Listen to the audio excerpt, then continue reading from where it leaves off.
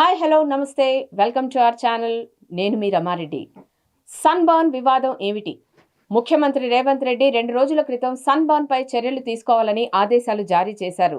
Show అనుమతి లేకుండానే book my show యాప్లో టికెట్లు అమ్మేస్తున్నారని పోలీస్ బాస్లకు స్వయాన ముఖ్యమంత్రి సమాచారం అందించారు. వెంటనే పోలీసులు చర్యలు తీసుకున్నారు. 31 రాత్రి న్యూ ఇయర్ వేడుకలకు సన్బర్న్ నైట్కు అనుమతి లేదని ప్రకటించారు. నిర్వాహకుల్లో ముఖ్యుడైన సుమంత్ను అరెస్టు చేశారు. అసలు సన్బర్న్ పై ముఖ్యమంత్రి రేవంత్ రెడ్డి ఎందుకు సీరియస్ గా తీసుకున్నారు అనేదే ఇప్పుడు ఫేజ్ 3 వర్గాలలో జోరుగా చర్చ సాగుతోంది. నిజానికి ఇది రేవంత్ రెడ్డి ఒక్కరి ఆలోచన కాదు. 2017లోనే సన్బర్న్ షోపై సీనియర్ కాంగ్రెస్ నేత వి హనుమంతరావు మండిపడ్డారు. డ్రగ్స్ ను విచ్చలవిడిగా చేస్తున్నారని ఆయన అప్పట్లో తీవ్రంగా ఆరోపించారు. షో ఆపేయాలంటూ ఆయన నిరసన చేశారు. మరో కీలక నేత కాంగ్రెస్ పార్టీ అధికార ప్రతినిధి అద్దంకి దయాకర్ కూడా సన్బర్న్ ను నిషేధించాలని ఆందోళన చేస్తూనే ఉన్నారు. కానీ అప్పట్లో కేసీఆర్ ప్రభుత్వం పెద్దగా పట్టించుకోలేదు. డ్రగ్స్ పై ఉక్కుపాదం మోపుతామని, అన్ని చర్యలు తీసుకున్నామని, పోలీసులు డేగకళ్లతో పరిశీలిస్తున్నారని అప్పటి ముఖ్యమంత్రి కేసీఆర్ ప్రకటించారు. కానీ షో యథావిధిగా జరిగిపోయింది. ఈసారి ముఖ్యమంత్రి రేవంత్ రెడ్డి సీరియస్ గా తీసుకోవడమే కాకుండా అనుమతి కూడా ఇవ్వనివ్వలేదు. అయినా నిర్వాహకులు మాదాపూర్లో సన్నాహాలు చేసుకుంటూ టికెట్స్ కూడా ఆన్లైన్లో అమ్మేశారు.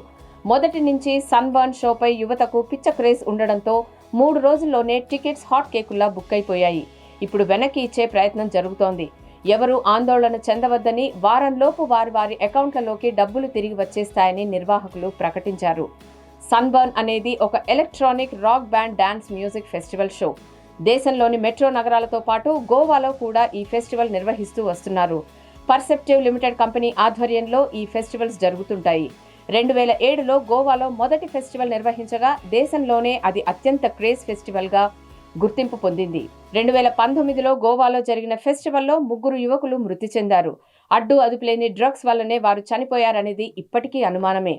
హిందూ జనజాగృతి సమితితో పాటు గోవా కాంగ్రెస్ పార్టీ నేతలు కూడా సన్బర్న్ షోపై నిషేధం విధించాలని పోరాటం చేస్తున్నారు.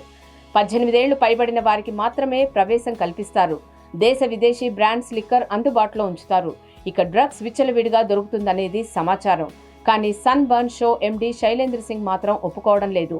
ప్రజాస్వామ్య దేశంలో ఇలాంటి వివాదాలు షరా మామూలే అని కొట్టిపారేశారు.